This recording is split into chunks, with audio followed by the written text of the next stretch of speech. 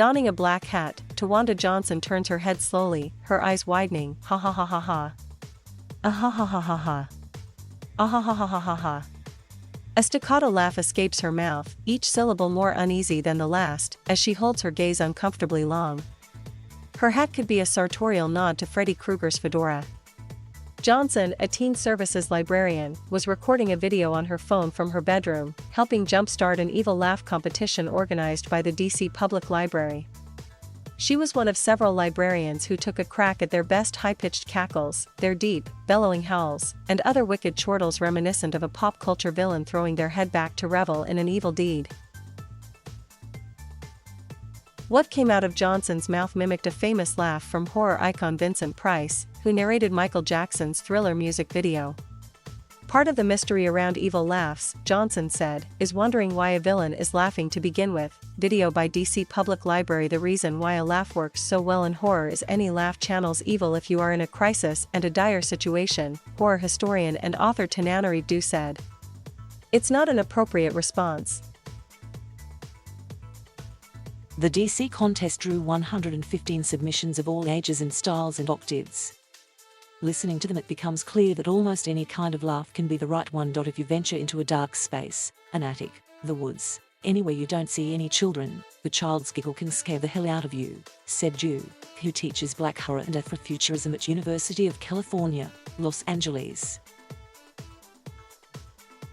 Even the hand-wringing, evil mastermind laugh that is ubiquitous across the horror genre signals that someone is laughing at your expense. Du said they're not just leading you into a trap, you've already been caught in a trap, Du said. By the time they are laughing, things are going very well for them and very badly for you.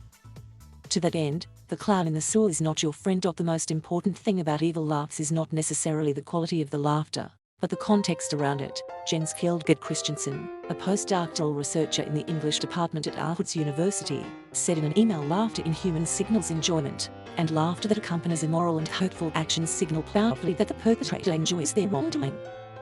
Because evil laughter is a signal, it needs to be conspicuous and unambiguous, he said. Jafar, the evil sorcerer in Aladdin, doesn't just chuckle. His cackles express the glee he feels for the misery he causes. Kjeldgaard Christensen, who wrote a 2018 paper on the function of evil laughter for the Journal of Popular Culture, said that this trope is a mainstay in fiction because it has a clear function. It is a way of expressing, pressing out to make visible and appreciable, the evil mentality of the villainous character, he wrote. In his paper, he cites how early video games relied on a finite number of pixels, can't as easily communicate the mental states of their characters. Yet in the first Super Mario Bros. Game, when Bowser laughs, his evil intentions still come through the blocky graphics. It helps cement the good versus evil battle in the game. That same shorthand can be found in film.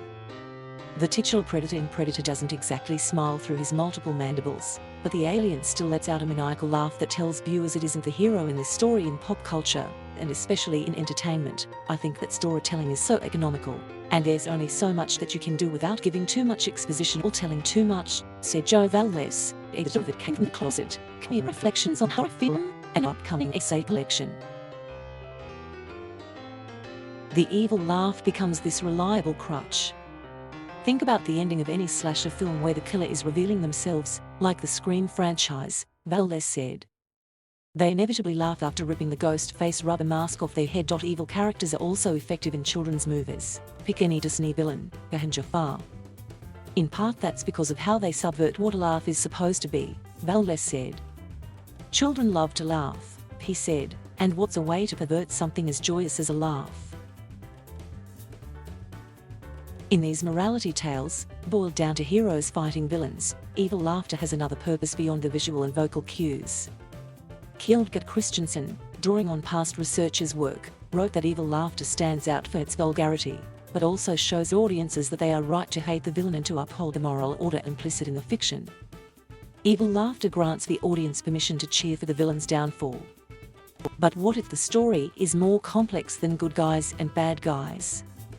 What if the cause of harm goes beyond a singular villain, like a company's malfeasance or systemic like institutional racism? A lot of what horror does is it takes the true life horror and finds a way to personify it, so that you do have a recognizable enemy that you can vanquish, Ju said.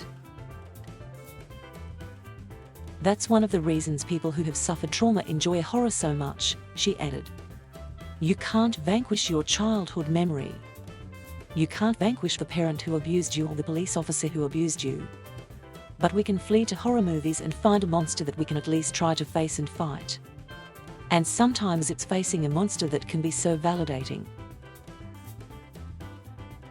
Ju cited Rusty Cundiff's 1995 anthology film Tales from the Hood as an example of this vanquishing in black horror. In one story, a boy is being abused by his stepfather, and has drawn a picture of him as a monster. When the stepfather later beats him and his mother, the boy grabs the drawing and pulls it up. The stepfather's body crumbles as well, stopping the abuse. Thank you for watching. Please subscribe.